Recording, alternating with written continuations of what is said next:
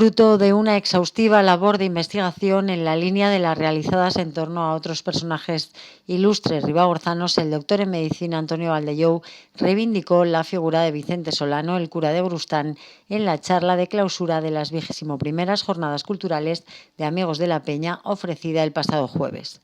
Presentando a Solano, pilar fundamental de la Edad de Plata de Graus, que fue el siglo XIX, junto a Ramón Baldellou, José Salamero y el propio Joaquín Costa, el ponente hizo justicia sobre un personaje increíble, interesantísimo y el que hizo una labor más desconocida, dijo Baldellou. La conferencia de clausura volvió a ser multitudinaria en la línea del resto de actividades de las jornadas desarrolladas este mes de agosto, que según la Asociación Amigos de la Peña, que es el organizador junto con el Ayuntamiento, han atraído a 1 millar de personas. Antes de que Jorge Espuña, como presidente de Amigos de la Peña, nos haga un balance de estas jornadas en su 21ª edición, escuchamos a Antonio Baldellou resumirnos esta interesante charla sobre Vicente Solano, que cerró el ciclo por este año. Vamos ya. Venga, Antonio, pues cuéntanos, decimos que has hecho un estudio a fondo, que se recoge una parte en el libre, pero que esta charla clausura de Amigos de la Peña fue un poquito más amplia. Sí, fue un poquito más amplia porque el personaje en sí es increíble, interesantísimo y un grausino universal al cual hay que darle el mérito que tiene. Pero es que da la casualidad que forma parte de la Edad de Plata de Graus, junto con los otros curas sabios, Ramón Baldellou y José Salamero, y junto a Joaquín Costa. Los 4 coincidieron en esos 100 años del siglo XIX. Eran amigos, se conocían, se apoyaron entre sí, aprendieron unos de otros, y entonces, bueno, también servía para realzar un poco ese siglo maravilloso de Graus. Maravilloso por la cultura, porque fue un siglo durísimo, guerras de independencia, guerras carlistas, miserias, peste, hambre, pero ahí surgieron esas 4 luminarias, ¿no? Y le has llamado el siglo de plata, la edad de plata. La edad de plata. La edad de plata, sí. Porque, que a veces de esas situaciones de esas situaciones difíciles es cuando surge. Ahí es cuando se ve el carácter de la gente, ¿no? Eso, ¿no? Y fíjate, el Ramón Baldellou con sus regadíos, con los puentes, con todo lo que hizo, un tipo absolutamente increíble. Salamero, bueno, pues que aparte de toda su trayectoria en la curia eclesiástica, pues fue realmente el hombre que fundó la primera universidad laboral de España, que fue ya sabes, la Escuela de Artes y Oficios de Graus, ¿no? De Costa no vamos a hablar, y porque está todo dicho en Graus, o casi todo dicho, y quedaba llamar la atención sobre Vicente Solano. Más desconocido. Más desconocido, a pesar de que probablemente, y es una opinión personal, es el más inteligente, o era el más inteligente de los 4, y desde luego un hombre que, habiendo podido serlo todo, y realmente era una referencia provincial, institucional, etc., porque él, como ahora veremos, se retiró a Grustán, pero no se aisló, él estaba en contacto con toda la sociedad y de hecho formaba parte de todas las sociedades importantes de Huesca, de España, etc., ¿no? Y yo creo que era el más inteligente y el que hizo una labor más desconocida. Aparte que su vida es muy curiosa, porque él empezó aquí en Graus, bueno, nació aquí en el Barrichós, en Casa Solano, ¿no? Y empezó su formación religiosa a los 8 años. No sé si es que la familia lo tenía predestinado a ser cura o es que él tenía una vocación muy temprana, ¿no? Pero es curioso que a los 17 años había cubierto ya latinidades, filosofía, estudios de teología en la Universidad Sertoriana, o sea, había hecho una carrera brillantísima con solo 17 años. Pero entonces, ¿qué pasó? Estalló la Guerra de la Independencia y entonces ahí el hombre nos dio otra muestra de su carácter, porque lo dejó todo y se apuntó voluntario al batallón de infantería ligera que mandaba el general Villacampa, el general que era de aquí, de cerca de Sabiñánigo, de la Huarta. Y como había hecho en el mundo eclesiástico, pues resulta que en el mundo militar hizo un carrerón. Estuvo en la Guerra de la Independencia, estuvo con Villacampa al principio, después con Sarsfield y finalmente con el 14º Duque de Frías. Hizo una carrera brillantísima en todas partes. Como era el más listo del regimiento, nunca estaba en primera línea, siempre era el secretario, el tesorero, el coordinador, etcétera, ¿no? Que les iba muy bien a los generales que le mandaban, ¿no? Pero bueno, estuvo en los sitios de Zaragoza con Villacampa, fue un héroe de los sitios de Zaragoza y acabó su carrera militar en el puerto de Santa María como capitán y con múltiples condecoraciones.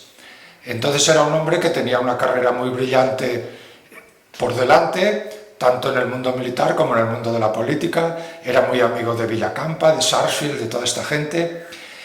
Pero cuando terminó la guerra, pidió la licencia absoluta y se volvió a Ribagorza, se volvió a su casa y pidió la reincorporación a la carrera eclesiástica. Entonces coincidieron dos cosas. La primera, que él era de una familia económicamente muy solvente y su padre le avaló con todas sus fincas, le avalaba de sobras para que tuviera aseguradas las 125 libras jaquesas que el obispo de Barbastro exigía que cualquier aspirante al sacerdocio las tuviera garantizadas para que tuviera la dignidad necesaria en la vida, ¿no? Antes de que pudieran vivir de su parroquia en el futuro. Y la otra cosa muy interesante fue que casualmente entonces Fernando VII, una de las pocas cosas buenas que hizo, publicó una pragmática pidiéndole al Papa Pío VII que a todos aquellos curas o estudiantes de curas que habían participado en la Guerra de la Independencia, aunque tuvieran hechos de sangre, se les perdonara, se les permitiera seguir la carrera eclesiástica, se les permitiera retomar el cargo que ya tenían. Y además, muy curioso, decía, y sobre todo esta absolución que sea gratuita, porque entonces todo costaba dinero y los pobres curas, la verdad, es que muchas veces no tenían. Y entonces, pues, sorprendentemente, porque era un hombre superdotado y en Barbastro lo sabían, pues alcanzó las órdenes menores, la tonsura, la lectura de la epístola, luego alcanzó el diaconado y a los pocos meses ya consiguió el presbiterado, o sea, ya le dieron el título de cura. Tuvo algún enfrentamiento con parte de la curia de Barbastro, en concreto con los responsables de la comisión de San Vicente Paúl, que mandaba mucho el ayuntamiento de Barbastro, y este enfrentamiento con la curia probablemente fue parte de los motivos por los cuales el hombre se retiró cuando pudo al Grustán. Pero bueno, en menos de un año ya lo teníamos de presbítero, hizo 2 o 3 años de prácticas por los pueblecitos alrededor de Barbastro y al poco tiempo era ya señor temporal de Grustán y libre colador de su curato. Libre colador quería decir que podía disponer del presupuesto de la parroquia como él quisiera, ¿no? El hombre llegó a Grustán y no sé qué le pasó, pero se debió de quedar fascinado. O sea, algo le ocurrió en Grustán que dijo, este es mi sitio. Porque a partir de ese momento, con la cantidad de libros que escribió, con la cantidad de informes que hizo, siempre firmaba cura párroco de Grustán, era su honor. Y aparte, con independencia de que el obispo de Barbastro le pidió reiteradamente que se bajara a Barbastro, le ofrecieron cargos muy brillantes en la curia, pero el hombre no quiso abandonar el retiro de Grustán. Allí vivió cuidando de las buenas gentes que en aquel momento vivían en Grustán, a los cuales solo les quedaba un poco la gloria de su pasado y la famosa iglesia de Santa María de la Peña, que es espectacular, que es majestuosa. Y el lugar es muy bonito. Es precioso, el sitio es precioso. Yo espero que seamos capaces de darle un empujón a la rehabilitación de esa iglesia, que ya en tiempos de Ramón Miranda se restauró el tejado, con lo cual se evitó que se hundiera, pero ahora hace falta, porque y esas pinturas creo que es la iglesia más bonita de toda la comarca, más que la Virgen de la Peña. Por lo menos la fábrica es perfecta, o sea, es de una elegancia. Y bueno, ahí estuvo el hombre hasta que se jubiló, pero como decíamos, no se aisló, se retiró, porque él estuvo manteniendo correspondencia con todo el mundo, formó parte de, como decíamos, de las sociedades de comercio, de industria, de cultura, recibió la orden de Carlos III, o sea, desde Grustan estaba en contacto con todo el mundo. Tuteló al pobre Blecua, el último monje de San Vitorián, que estaba refugiado en casa de su hermano en Urmella, y el hombre quería seguir siendo vicario de San Vitorián, porque además así se aseguraba el cocido, pero ya San Vitorián prácticamente no existía, quedaban 2 o 3 curas perdidos por ahí, y Blecua es el que le tuteló en todo momento, el que le escribía las cartas, los informes, los documentos que tenía que hacer para conseguir, como lo consiguió al final, que le nombraran vicario, cuando ya solo estaban él y otro pobre cura que estaba cerca de Viescas de Barra. Pero bueno, estas son anécdotas que dan un poco imagen del carácter de ese hombre. Desde luego, el otro cura contemporáneo suyo, Ramón Valdellou, que era un hombre enormemente sensato, decía de Salamero, de Solano, decía: es el hombre más inteligente que he conocido en mi vida, porque es un hombre con el cual estás hablando de un tema enormemente complicado y él te lo está explicando, y a la vez está escribiendo sobre un tema más complicado todavía. O sea, el hombre era capaz de hacer 2 cosas a la vez. Y desde luego quedó como doctor de la Iglesia, porque escribió muchos tratados de teología en un momento en el cual la Iglesia, con las guerras carlistas, con los problemas de constitucionalistas y liberales, etc., había perdido el oremos. Y entonces el hombre escribió 7 u 8 tratados, cómo tenía que ser la liturgia, cómo se tenían que comportar los curas, qué dogmas tenían que cuidar, etcétera, etcétera. Tratados que todavía están en la mayor parte de las bibliotecas de todas las diócesis españolas. O sea, realmente escribió el libro de texto de los curas de España, no de Ribagorza. Fíjate. Y por eso te digo que fue un hombre importantísimo. Él era más bien conservador, un poquito carlista, porque por esta zona todo el mundo lo era, pero era un hombre encomiable, y desde luego Costa le admiraba, escribió maravillas de él y todos sus amigos le admiraban. Y realmente... Y aún así, lo que decimos, no ha trascendido, no ha trascendido. Su figura no se ha perpetuado como estas otras, ¿no? Como emblemas de la zona. Nada, porque estaba retirado, no aislado, pero no quería saber nada de las intrigas del mundo. Entonces el hombre estaba ahí haciendo sus cosas. Realmente cuando murió, pidió que lo enterraran en la iglesia de Grustan, en aquel nicho que hay en la derecha de la puerta de entrada. Sí. Que algunos descendientes de Grustan me han comentado que ellos todavía vieron la lápida que ponía, una lápida negra que ponía Vicente Solano, pero que luego los salvajes que pasaron por allí destrozaron la tumba, profanaron la tumba. Aramendi en su texto todavía dice que él vio los huesos, pero es una pena que acabara así la cosa, y casi se ha perdido casi la memoria de él. Por eso digo que es un deber que tenemos en Graus, que además esa iglesia ahora es nuestra, porque cuando se restauró fue a cambio de que la cediera, o sea, es propiedad del ayuntamiento. De hecho, la llave la tiene el ayuntamiento, no la tiene el obispo. ¿Está desacralizada, pues? Sí, está desacralizada, sí, es del ayuntamiento. Y, hombre, a los habitantes de Grustan, antiguos y descendientes, se lo debemos, y al cura Solano también le debemos eso. Yo espero que esta llamada de atención sirva para animar a la gente a que consigamos recuperar, como Dios manda, la iglesia de Grustan. Y finalmente una cosa te quería comentar. Ayer, anecdóticamente, era el aniversario de la muerte de Vicente Solano. Él murió el 31 de agosto. O sea que ayer, además de tocar su memorial, hicimos su obituario.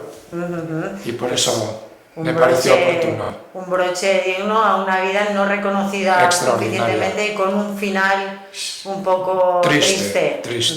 A ver si, y es curioso además que no haya aquí, que se tiende a poner el nombre de estos grandes hombres a algo, a una calle, a un premio, es raro que nadie haya... Nadie. Se ha pedido muchas veces. Él y Ramón Valdellou que son los que más merecían una calle, un monumento, un monolito. Bueno, no es que los otros no lo merecieran, pero caramba, también que no tengan ni una placa, ¿no? Sí, es que Se lo debemos a los dos, a Ramón Valdelló y a Vicente Solano. Bueno, pues a ver, ahí queda este llamamiento y ese trabajo de investigación para su El puesta en futuro. valor. Ahí está. Muchísimas gracias. Gracias a ti, Elena, muchas gracias. Buenos días a todos. En primer lugar, agradecer, como no podía ser de otra manera, al pueblo de Graus por la asistencia, también a la gente foránea, que también viene a las jornadas y además las espera de una manera con grandes expectativas. Yo anteriormente, este año me toca a mí hacer un poco un balance de lo que han podido ser las jornadas. Efectivamente, anteriormente era vicepresidente de la Asociación de la Virgen de la Peña y ahora mismo tengo el honor de ser presidente de la Peña. Efectivamente, las jornadas empiezan en el mes de agosto con un ciclo de conferencias y 2 o 3 actos de espectáculo. Las conferencias y se inician el 4 de agosto con una que lleva a cabo don Ángel Gallúbar, que se titulaba Castillos que defendían un reino. Muy interesante porque nos habla de todos los castillos, torres, marcas, torreones que defendían toda la zona de Ribagorza. Estas conferencias se han llevado a cabo en la Casa de la Cultura y con una asistencia bastante respetable y bastante importante.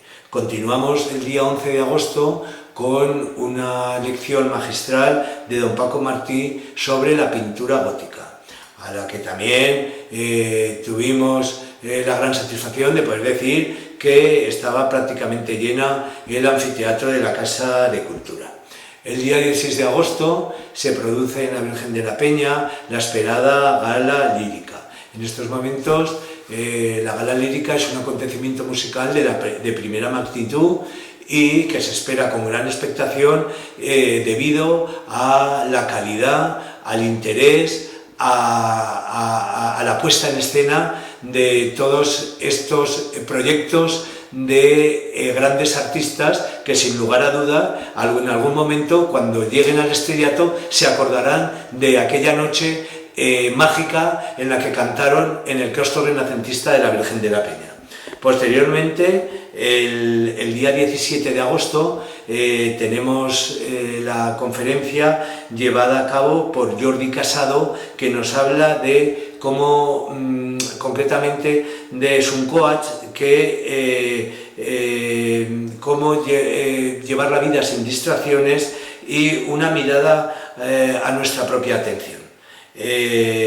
Ya llegamos al día 18 de agosto, en la que también en la Virgen de la Peña, en un concierto extraordinario dirigido por la banda de música de Graus, nos hizo vibrar con música tradicional de Aragón, música de zarzuela y con unas páginas inolvidables de las más importantes piezas musicales en el cine. Yo creo que también fue un concierto extraordinario. Y ya terminamos el día 31 de agosto con otra lección magistral que corre a cargo de Antonio Valdelló Vázquez, una persona queridísima aquí en la localidad desde un punto de vista personal, por su afabilidad, por su trato amable y cariñoso y por supuesto también por la gran solvencia y capacidad para desarrollar este tipo de temas tan interesantes de personajes, de historias, de instituciones, tanto de Graus como de la Ribagorza. En este caso concreto, la conferencia se celebró ayer, 31 de agosto, y versó sobre Vicente Solano, el cura de Gustán. Bueno, pues yo creo que si pensamos de manera cuantitativa cuántas personas han podido asistir, pues yo llegaría a pensar que por lo menos unas 1000 personas.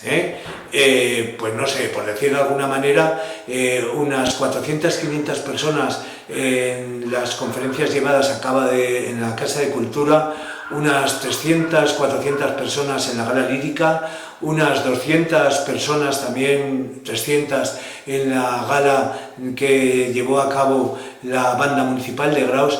Y aquí quiero también hacer una mención especial a no sé cómo llamarlo, gala no fue, pero fue cuando Nacho, el día de la Virgen de agosto, efectivamente, amenizó mientras tomábamos torta y vino, la tradicional torta y vino de hermandad, cuando salimos el día 15 de agosto de la celebración en la Basílica, y amenizó ese rato con unas canciones, o sea, con unas piezas musicales que tocó al piano y que verdaderamente pues, nos hizo pasar un rato inolvidable.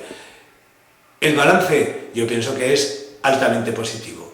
Yo creo en Leni, que como tú has leído las diferentes actuaciones, has seguido las conferencias, pensarás un poco que estoy en lo cierto, que no es que quiera... no es que barras para casa. Efectivamente, no quiero barrer para casa, pero me parece que estas jornadas han sido un éxito. Gracias a Valentín, a la anterior junta, esperamos que las siguientes jornadas puedan estar por lo menos a la altura, nosotros lo vamos a intentar, y pienso que Graus a través de estas jornadas tiene una ventana muy importante hacia la cultura. Hacia la colaboración del Ayuntamiento fundamental. Eso es lo que te iba a comentar. Se ha hecho Ana Limón este año más que nunca. Por eso lo estaba dejando para el final, porque sin la gran colaboración que hemos tenido desde el Ayuntamiento, evidentemente esto conlleva un gasto importante, esto que lleva una movilización de recursos importante, lleva una serie de parafernalias que sin el Ayuntamiento, la buena disposición que tiene la Corporación Municipal, que desde aquí les digo que no se cansen, que es por la Virgen de la Peña, que es por la asociación y que estamos muy contentos y que tenemos que trabajar todos juntos, pues con la nueva colaboración ha sido un éxito. Evidentemente, el Ayuntamiento aquí lleva una tajada muy importante por el esfuerzo realizado desde un punto de vista también pecuniario y desde un punto de vista también de la organización, efectivamente. Pues nada, quedan esos agradecimientos y esa continuidad garantizada, sí, por tus palabras extrae para años venideros, ¿no? Muchas gracias, Leni, y esperemos que así sea y esperemos que por lo menos estemos a la altura de este año, porque cuidado que tenemos el listón alto, pero yo creo que con la colaboración de todos y la buena disposición lo podremos conseguir. Muchas gracias por darme espacio y bueno, pues nos vemos cuando tú me digas. Perfecto, gracias y enhorabuena. Gracias, muchas gracias.